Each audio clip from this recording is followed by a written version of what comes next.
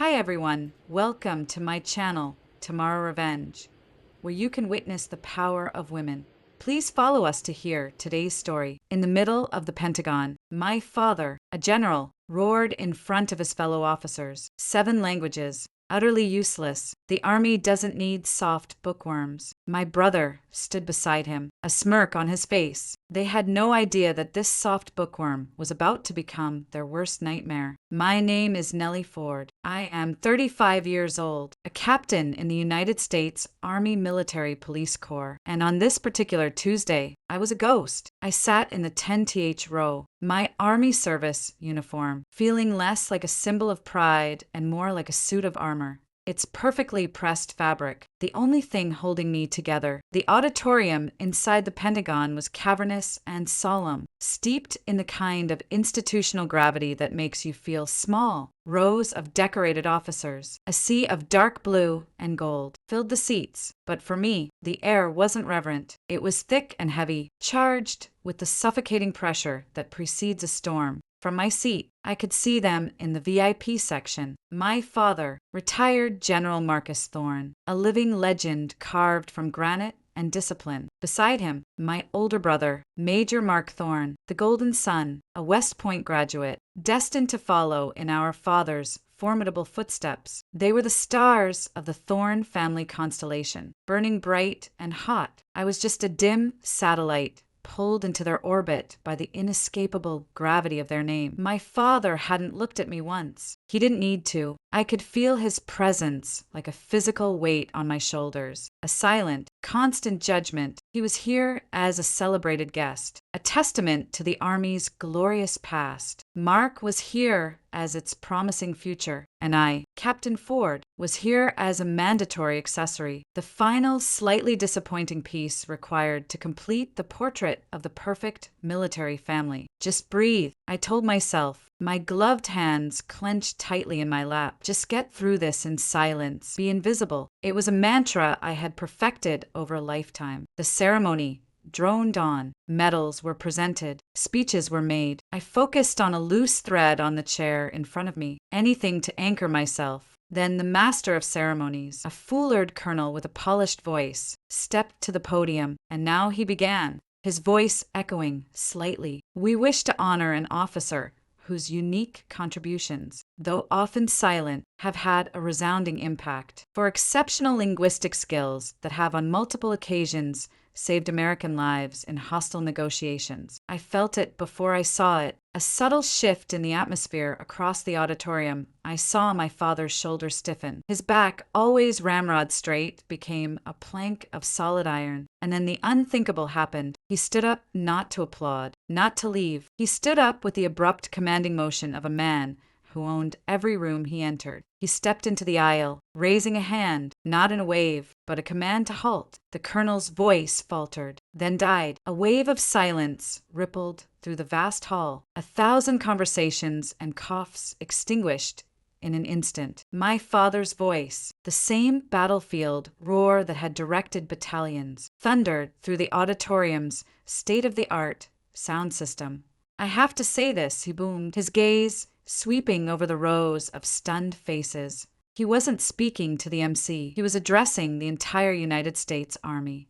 Linguistic skills, 7 languages, utterly useless. A collective gasp was sucked from the air. My blood ran cold. The Army needs warriors, he bellowed, jabbing a finger in the air for emphasis. Men who can pull a trigger, not some soft bookworms.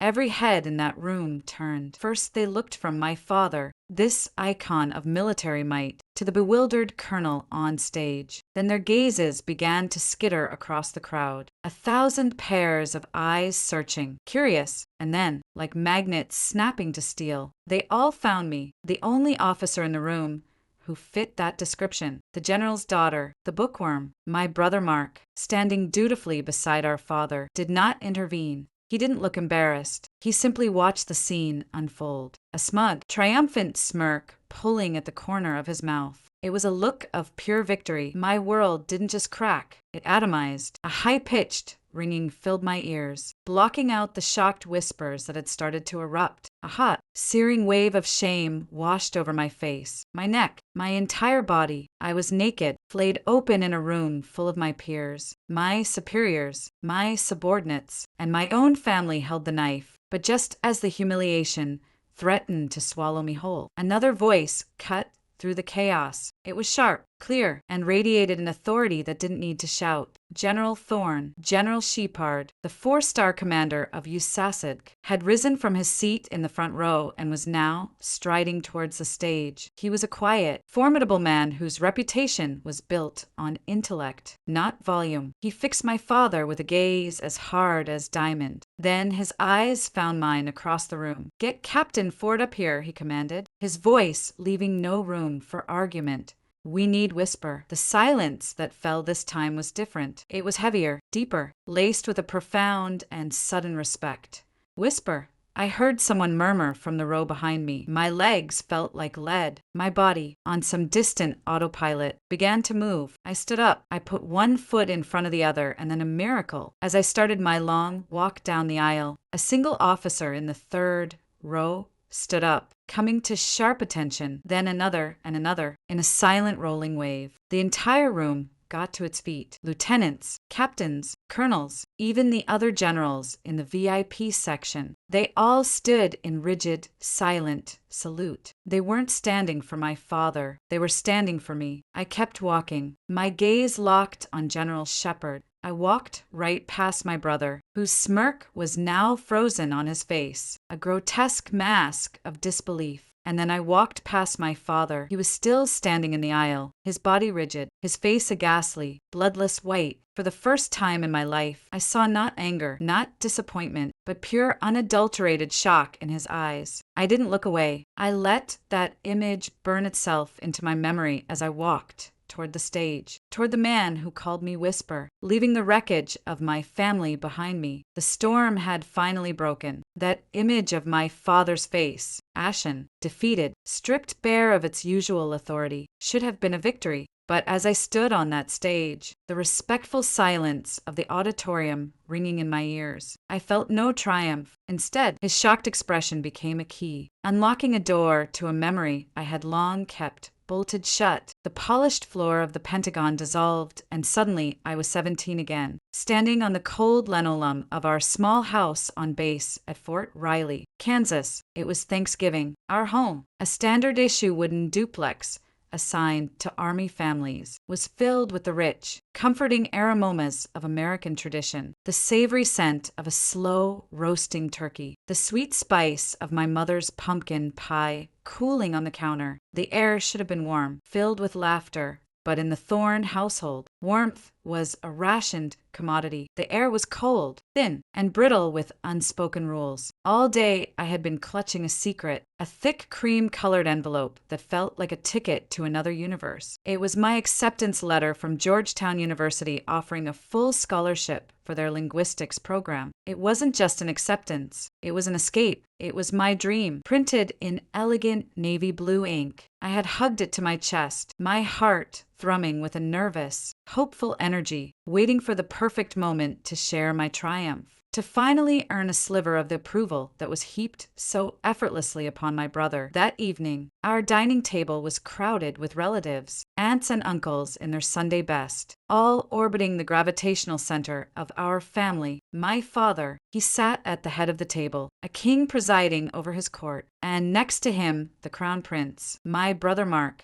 home for the holiday from his first year at West Point. He was the sun, and every conversation was a planet revolving around him. The stories were endless of his grueling training, the respect he commanded from his peers, the glowing praise from his superior officers. He soaked it all in with a practiced, humble confidence that I knew was anything but. I sat silently picking at my green bean casserole, feeling my own light dim until I was nothing more than a shadow at my own family's table. I was invisible. Finally, as the dessert plates were being passed, I saw my chance. My hands trembled slightly as I pulled the envelope from the pocket of my dress. My voice was small, barely a whisper. "Dad, I have something." I slid the letter across the polished wood of the table. He picked it up, his eyes glancing at the prestigious Georgetown logo without a flicker of interest. Then he set it down, not in a clear space, but next to the greasy carcass of the turkey, a place reserved for discarded bones and crumpled napkins. He didn't even open it. He looked at me, his gaze flat and unimpressed. Then his eyes shifted to Mark, and a familiar pride softened his features. He raised his voice, ensuring everyone at the table could hear his verdict. A linguistic scholarship. He said the words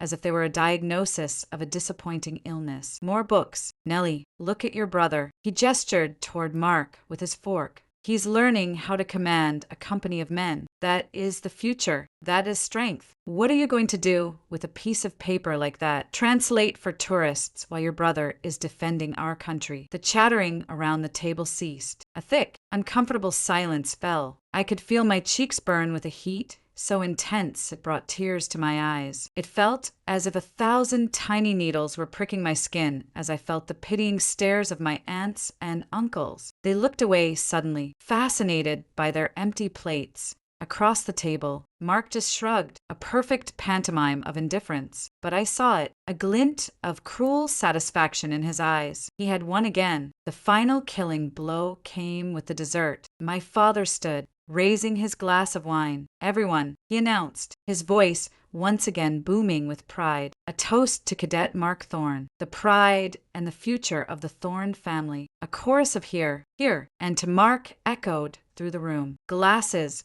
clinked together in a cheerful, ringing celebration of my brother's glory. No one mentioned my name. No one glanced my way. My achievement, my dream, was left to die on the table. My letter, the most important piece of paper in my young life, lay forgotten, a single bloody smear of cranberry sauce, now staining the corner of the envelope like a wound. That night, I cried in my room, the silent heaving sobs of someone who has finally understood their place in the world. I clutched the one thing that felt like a shield, a heavy-worn French dictionary my mother had given me before she passed away. She was a scholar, a lover of words and history, a gentle soul in a house built on military steel. She was the one who had planted the love of language in me, who taught me that words had power. That understanding was a bridge. She used to tell me, "Nellie, your mind is a weapon. Don't ever let anyone tell you otherwise."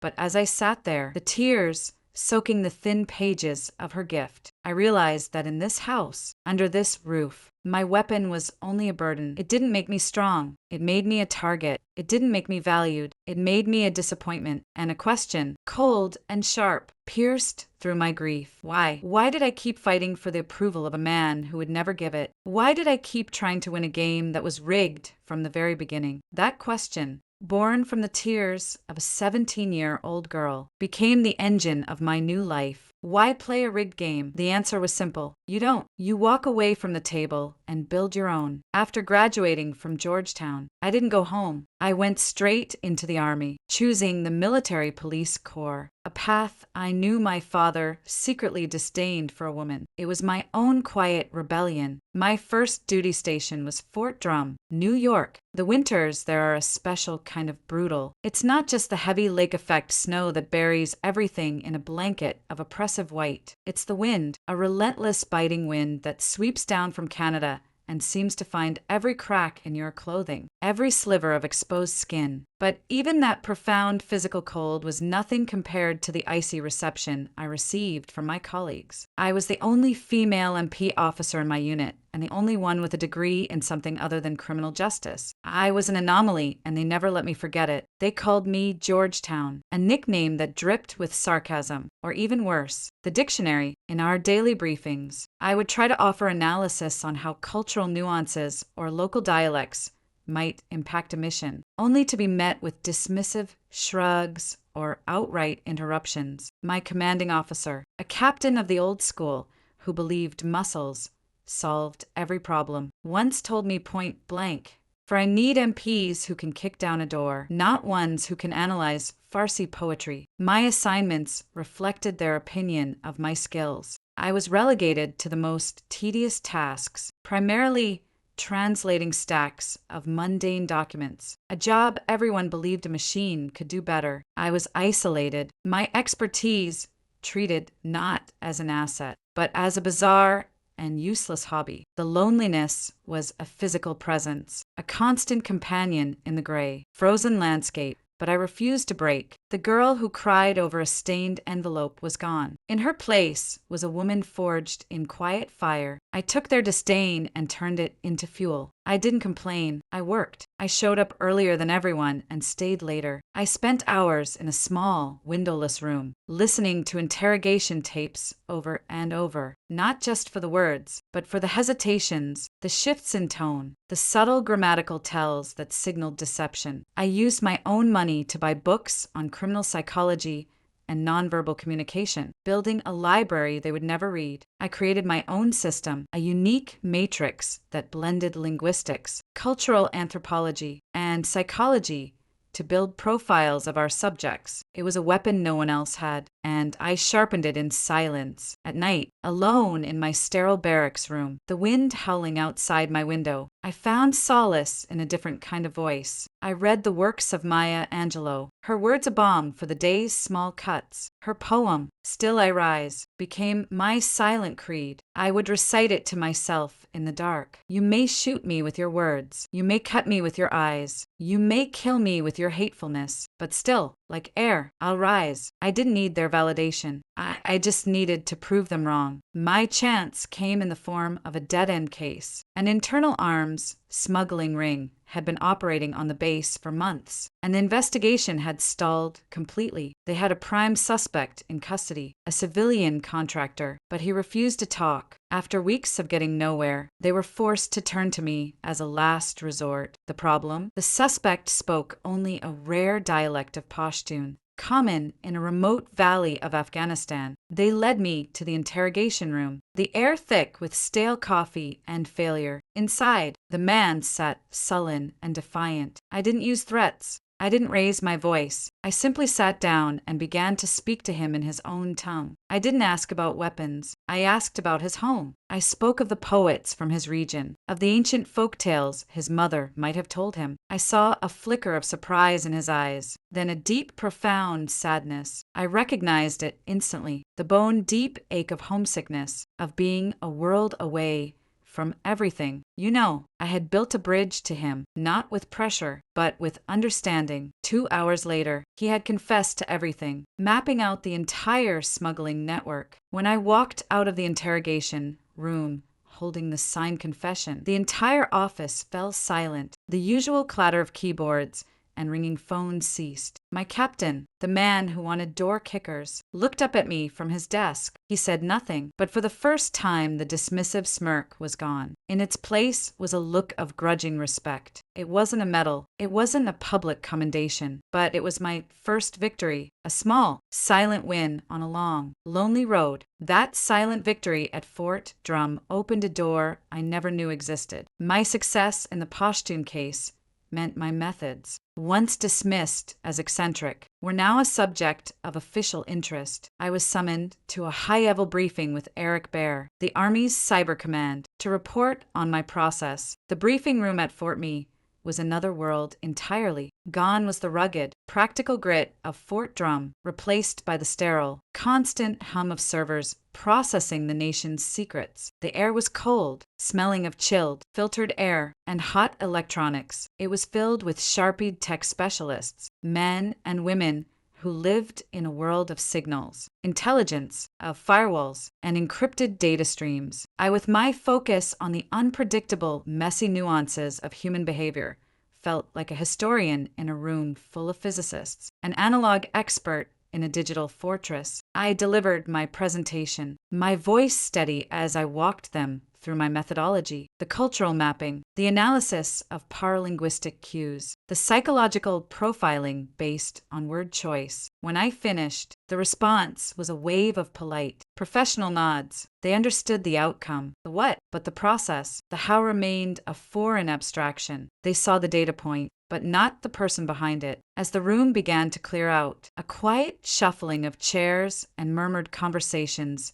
filling the space. One person stayed behind. He was a warrant officer, 3 with a calm, steady presence that stood out in the room's high-rung energy. He waited patiently, not looking at his phone or packing a briefcase, just waiting until we were the only two left. "Captain Ford," he began, his voice calm and deep, a stark contrast to the boisterous tones I was used to. "Elias Vance, but everyone calls me Eli." He didn't offer a handshake, just a small, respectful nod. He wasn't looking at the results on my final slide. He was looking directly at me. "I have a question about your process. You mentioned you identified the suspect's primary deception based on his reversal of sentence structure when discussing logistics. That's not in any field manual. That's art." I was stunned into silence for years. My work had been judged solely on its product. A confession, a piece of intel. It was a binary world of success or failure. But this man, this stranger, wasn't just seeing what I did. He understood how I did it. He saw the craft, the delicate, intuitive dance behind the science. For the first time, I felt not just successful, but truly seen. "Thank you, warrant officer," I managed, my voice a little. "Eli," he corrected gently, "would you have time for a coffee?" "Captain, I'd like to hear more about your art." We ended up at a small, off-base diner, the kind of place with worn red vinyl booze, the faint smell of bacon in the air, and a waitress who called everyone hun, over mugs of steaming black coffee. We talked for hours. It was effortless, a conversation that flowed like water. I found myself telling him things I hadn't spoken of in years about my mother's old books about how she taught me that every language was a unique key to a different way of seeing the world, a different way of feeling. He in turn spoke of the beauty he found in his own world. He described the elegance of clean code, comparing it to poetry, where every line has a purpose, nothing wasted. He explained how he could identify a hacker's voice just by the patterns they used, the unique signature they left behind in the digital architecture. A sloppy coder leaves messy footprints, he explained, his eyes lighting up with passion. An arrogant one uses unnecessarily complex structures to show off. A paranoid one builds layers of misdirection. It's all there. You just have to know how to listen. Our worlds are more similar than I thought. "Eli," I said, a small genuine smile forming on my face. "You decode machines. I decode people. We're both just looking for the truth hidden beneath the surface." In that moment, a connection sparked a sense of kinship I had never once felt with my own brother. With Eli, I wasn't the odd dictionary girl. I wasn't a disappointment. I was a respected peer, an expert in my field, and he was the first person to make me feel that way. A few days later, an email from him appeared in my inbox. There was no long message, just a single link to a knee-brown TED Talk on the power of vulnerability. Below the link, he had typed one short sentence. "Courage isn't about not feeling afraid. Courage is about feeling afraid and stepping into the arena anyway." He saw it all. He saw the resilient armor I wore every day, but he also saw the fear I hid beneath it. He understood the silent, exhausting battle I fought. That Saturday, I was buried under translations in my office, the fluorescent lights humming into the late hours, casting a sterile glow on the piles of paper. The loneliness in those moments was a palpable thing, a weight in the quiet room. Around 900 p.m., the door opened. It was Eli holding a large pepperoni pizza box and a cold can of Coke. "Thought you might need this," was all he said. He didn't offer advice or try to fix my problems. He simply pulled up a chair, opened his own laptop, and sat with me in the quiet hum of the office, a silent partner in the late-night grind. His presence was a profound statement that spoke louder than any words. "You are not alone." It was then I truly understood. Family isn't always about the blood you share. Sometimes it's about the people who show up when you're broken. It's the one who sees your scars and doesn't run away. It's the one that brings you pizza on a lonely Saturday night and helps you piece yourself back together one slice at a time. Have you ever felt that? That moment of grace when a stranger, a friend, shows you more kindness and understanding than you've ever known from your own blood. That was Eli. He was the first member of a family I was finally consciously choosing for myself.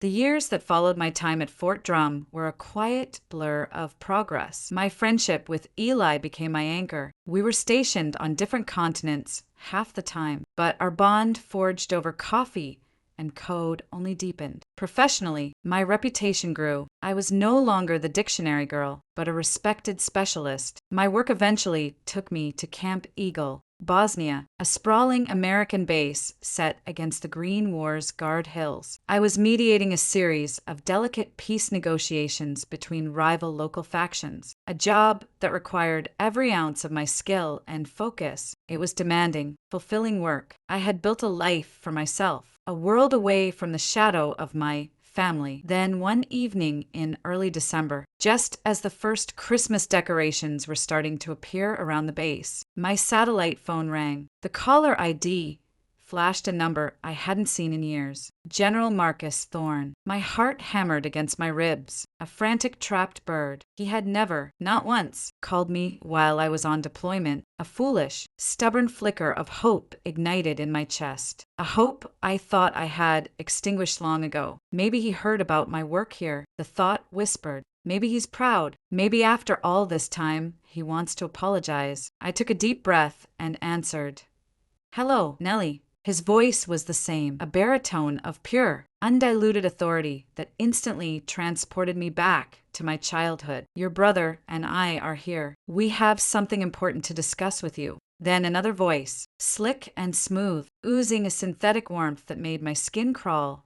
Hey, little sister, Mark said. Heard you're doing big things out there. I almost believed them for a moment. I let the hope burn brighter. My hope was a candle, and they snuffed it out with a single breath. My father dispensed with the pleasantries immediately. You're working with a private military contractor out there. Aegis Logistics. Correct. Yes. I answered cautiously. They provide some of our comms and logistical support. Good, he said. I have a solid relationship with their CEO, a good man. It seems there's a C investigation coming down the pipeline. Some allegations about their equipment not meeting standards. I felt a cold not forming in my stomach. I knew where this was going. I need you to influence the report. Nellie, he continued, his tone matter-of-fact, as if he were asking me to pass the salt. Just soften it. Omit a few of the more damaging technical details. Emphasize the positive operational record. Consider it a favor for the family. I was speechless. The audacity of it stole the air from my lungs. He wasn't just asking me to lie. He was asking me to commit a felony, to betray my oath, my unit, and the very core of my duty as an officer, all to protect one of his business connections. Dad, I stammered, my voice barely audible. That's illegal. It's a violation of the Uniform Code of Military Justice. It's an ethical breach.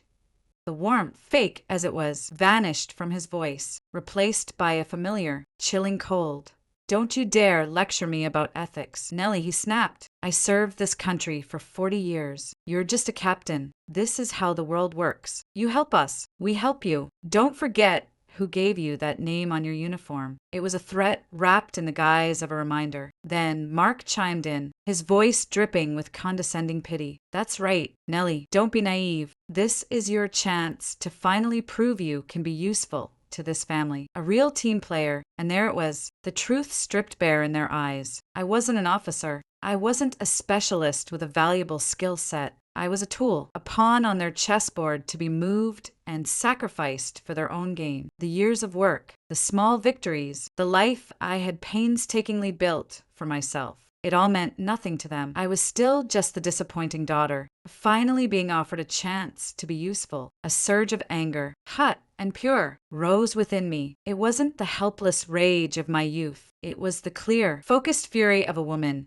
who finally knew her own worth. The lessons from Eli, the strength I'd found in my own solitude, the self-respect I had fought so hard to earn. It all coalesced into a single, unshakable wall of resolve. I didn't scream. I didn't cry. I let the silence hang in the air for a moment, letting them feel the weight of my decision. Then I spoke one sentence, my voice low, clear, and steady. I will not. Before either of them could respond, I ended the call. My hand was trembling as I set the phone down, but inside, in the core of my being, something had settled. A line had been drawn, a door had been slammed shut, and this time I was the one who had turned the key. The line went dead, but the silence that followed was louder than any argument. I had defied him. For the first time in my life, I had not bent, not broken, not tried to pate him. I had simply said no. The finality of it hung in the cold Bosnian air. I knew there would be consequences. I just didn't know they would come so soon or be so brutal. 3 days later, I was leading the final reconciliation meeting between the two local faction leaders. We were in a designated safe house on the outskirts of a small village, a drab concrete building chosen for its anonymity. The tension in the room was thick enough to taste. My team and I were on high alert. The comm system provided by Aegis Logistics had been glitchy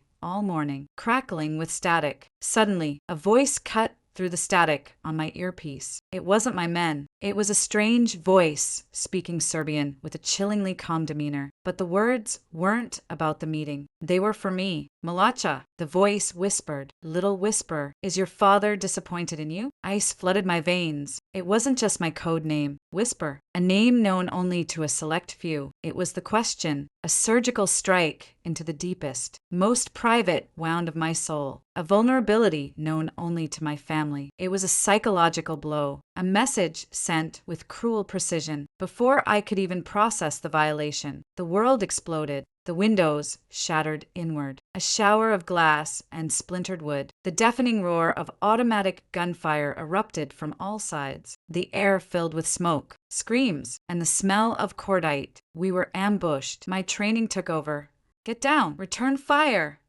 I yelled, pulling the two faction leaders to the floor as my soldiers scrambled for cover. It was chaos. My team fought with disciplined bravery, but we were outgunned, pinned down in a perfectly executed kill box. A bullet ripped through the air, searing a hot line of pain across my shoulder as it tore through my uniform and skin. Warm blood streamed down my arm. Through the haze of smoke and gunfire, a horrifying clarity pierced through my fear. This wasn't a random attack by a disgruntled faction. This was a professional hit. They knew our exact location. They knew our meeting time. They even knew my deepest psychological weakness. Someone had given them everything. Someone had sold us out. And in my heart, I knew who. The firefight felt like an eternity. When the rescue helicopters finally arrived, their thumping blades scattering the smoke and driving the attackers back into the woods. All I could think of were two images: my father's cold, commanding face and my brother's smug, triumphant smirk. This was their answer to my defiance. They hadn't just disowned me, they had tried to erase me. Back at Camp Eagle, the medics patched up the gash on my shoulder. The physical wound was clean, manageable, but it was nothing compared to the wound in my soul. They tried to kill me, my own family, to protect a business deal, to maintain a relationship, to punish my insubordination. The official report was a masterpiece of bureaucratic fiction. The incident was classified as a protocol failure, a tragic consequence of meeting in a compromised location. As a result, I was being reassigned for my own safety. It was a lie. I was being exiled, sent to a desk job at Fort Belvoir, Virginia, where I could be silenced and forgotten. That night, in my temporary quarters, I stood before a small mirror. I looked at the reflection, staring back, a tired woman, her face pale with shock, a fresh bandage stark against her uniform. But her eyes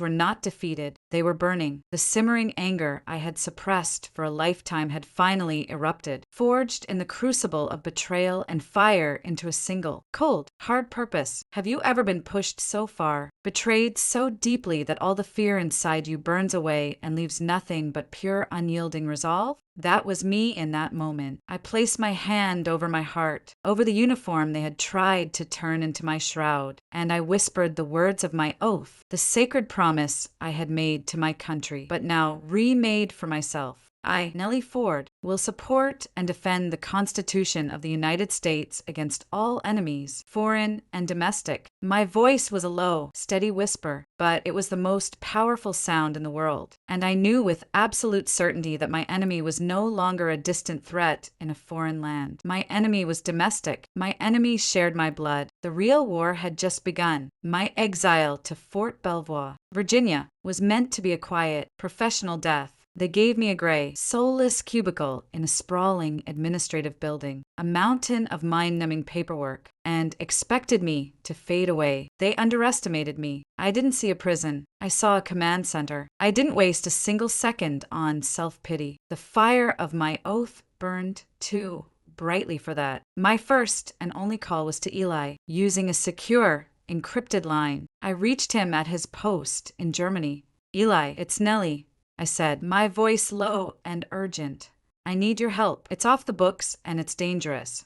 I told him everything: the phone call from my father and brother, the demand to falsify a report, my refusal, and the perfectly executed ambush that followed just 3 days later. I laid it all out, the cold, ugly facts, a long, heavy silence stretched across the line. And for a terrifying moment, I feared I had asked too much, that I had dragged my only friend into a mess too vast and too treacherous. Then he spoke, his voice a low, steady anchor in my storm. "Nellie," he said, and I could hear the steel in his tone. "I don't care if it's a 4-star general or the president himself. No one gets to do that to an American soldier. No one." He paused, then added, "Send me everything you have. We're going to burn their system to the ground." His loyalty was the only light in my darkness. It was all I needed. We began our war in the shadows. I started with the grammar of the system, just as my old Georgetown professor had taught me. Liars always leave grammatical errors in their narrative. He used to say, "A flawed structure, a misused word, an unnatural rhythm. Truth has a natural syntax. Deception doesn't." My battlefield was hundreds of pages of Aegis logistics equipment performance reports. On the surface, they were perfect, too perfect. The language was a sterile collection of corporate jargon and vague positive-sounding terms. Operational efficacy, robust performance, minor logistical variances. It was all designed to say nothing while sounding impressive. I cross-referenced every report with maintenance logs, finding dozens of tiny concealed grammatical errors, equipment failures logged as user error, damaged parts listed as scheduled for routine replacement. Meanwhile, thousands of miles away, Eli launched his own assault. He began a deep dive into the archived communication servers from the Bosnia mission. As he suspected, the official record was a lie. The log files from the night of the ambush were flagged as corrupted due to a system error. It was a clumsy, obvious attempt at a cover-up, but Eli was a digital ghost, a genius who moved through firewalls and data logs with an artist's grace. He told me later that a cover-up like that is like trying to hide a hole in the snow. You can't. The absence of data is itself data. He didn't look at the corrupted files. He looked at the space around them. He analyzed the server's backup caches and residual data fragments. And there, in the digital dust, he found it. Metadata fragments that pointed to an unauthorized access port opened and closed just hours before the attack. The port was traced back to a private, encrypted server, a server owned by Aegis Logistics. We worked relentlessly for 2 weeks, fueled by black coffee and a shared cold fury. We barely slept, communicating through encrypted chats at all hours. Then, at 3 o'clock in the morning, my phone buzzed. It was Eli. His voice was a mixture of exhilaration and pure rage. "I got it, Nellie. I got the son of it." He sent me a single heavily encrypted audio file. My heart pounded as I decrypted it. It was a restored recording from the Aegis server. It was a phone call between the CEO of Aegis and my brother, Major Mark Thorne. The call had taken place just 4 hours before I walked into that safe house. I pressed play, and my brother's voice filled the silence of my small room. "My father has done his part," Mark was saying, his voice smooth and confident. "The pressure is on. Now it's your turn. Just make sure the incident is convincing enough to shut her up permanently." The CEO murmured something about risk.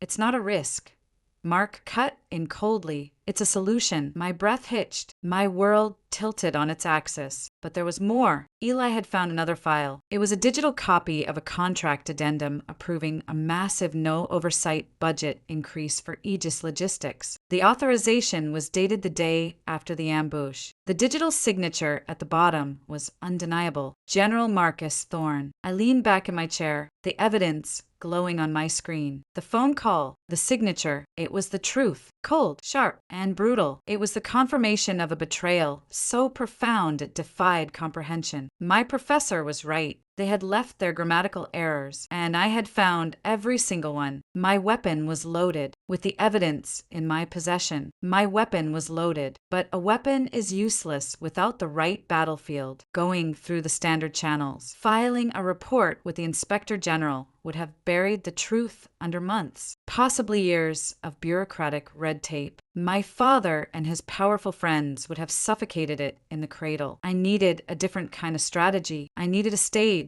So, I made my final move. I compiled the most damning pieces of evidence: the audio file of Mark's call, the digital signature of my father's, the network logs from Eli's investigation into a single heavily encrypted summary. I didn't send it to the investigators. I sent it directly to the one man I knew valued honor above allegiance, General Shepard. The file was attached to a message with a single line: General, the honor of the Army is at risk. For 3 agonizing days, there was nothing but silence. I started to fear I had miscalculated, that I had overplayed my hand. Then a short formal order arrived in my inbox. Captain Ford, you are required to attend the annual awards ceremony at the Pentagon. No explanation. None was needed. I understood immediately. General Shepard wasn't just acknowledging my message. He was setting the stage. The ceremony, an event where my father was scheduled to receive a Lifetime Achievement Award, was not going to be his coronation. It was going to be his tribunal, and I was to be the star witness. I returned to the same auditorium that had been the theater of my greatest humiliation. The air was thick with the same sense of pomp and circumstance, the same sea of dark blue uniforms and polished brass. But this time I felt no anxiety. The girl who had wanted to be invisible was gone. In her place was a woman who was about to become unforgettable. I walked to my assigned seat, my back straight, my gaze level. I felt a profound, chilling calm. I was the quiet eye of a hurricane I had created. From my seat, I could see them in the VIP section, my father looking regal and proud, accepting handshakes and congratulations, my brother Mark beside him beaming, soaking in the reflected glory. They were utterly oblivious, confident in their power, never imagining that the pawn they had sacrificed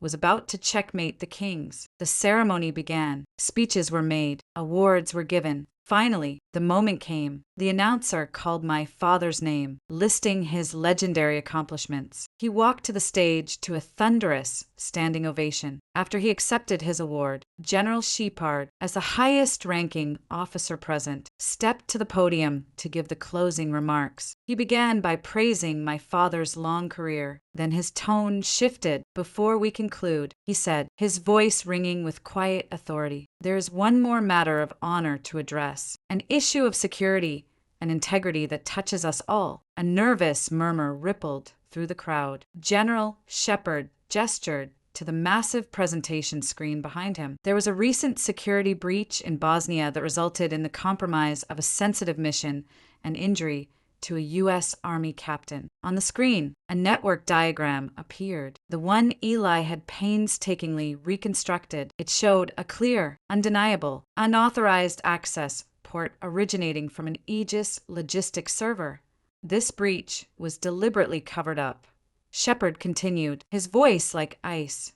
The screen changed, displaying the contract addendum, and this cover-up was authorized to protect a lucrative contract. He zoomed in on the signature at the bottom of the page, General Marcus Thorne. A collective gasp swept the room. My father's face, projected onto the screen by a nearby camera, turned a ghastly shade of white. The confident smile vanished, replaced by a mask of pure shock. But Shepard wasn't finished. He gave a subtle nod to the tech booth. And now the reason for the cover-up. A sound filled the auditorium, an audio file. It was my brother's voice, cold and clear, echoing through the silent hall. My father has done his part. Now it's your turn. Just make sure the incident is convincing enough to shut her up permanently. The recording ended. The silence that followed was absolute, a crushing void. Every single person in that room, 1,000 pairs of eyes, turned away from the screen and stared directly at my father and brother, who were frozen in their seats like statues in a nightmare. I stood up from my seat and walked to the stage, just as I had been instructed. I stood beside General Shepard and looked down at my family. I saw my brother Mark, his face contorted in panic, trying to stand, to speak, to form a denial that would never come. Two uniformed military police officers materialized beside him as if from thin air, their presence quiet, professional, and final. Then I looked at my father. I met his eyes across the stage, and for the first time in my 35 years, I did not see anger. I did not see disappointment or disdain. I saw fear, the raw, naked terror of a king who has been dethroned, of a powerful man who has been utterly and completely exposed. General Shepard did not say another word. He simply turned to me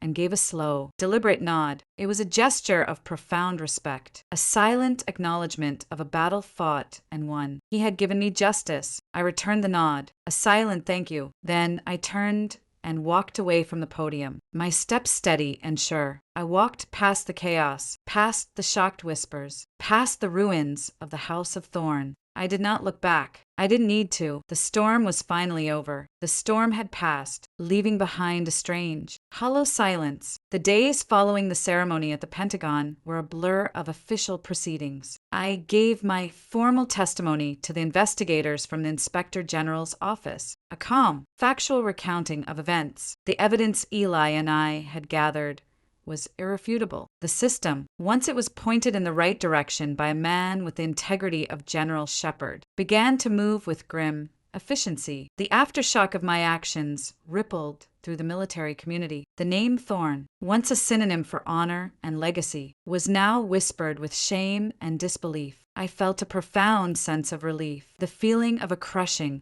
weight being lifted from my soul. But underneath it, there was a deep, bone-weary exhaustion. The war was over, but the battlefield was my own life, and the casualties were my own family. I had one final encounter with my brother. As I was leaving the investigator's office, I saw him being escorted down the hallway by two stone-faced military police officers. He was in handcuffs, his uniform stripped of its insignia. When he saw me, his face, already pale with fear, contorted into a mask of pure, venomous rage.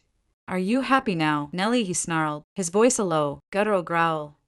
The MPs tightened their grip on his arms. "You destroyed this family. All of it. It was always you, wasn't it? Just a jealous, selfish little who couldn't stand to see me succeed."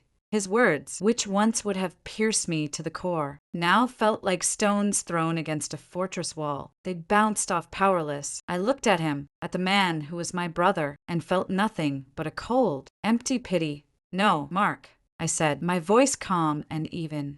"I didn't destroy our family. I just told the truth. You and Dad destroyed it all by yourselves."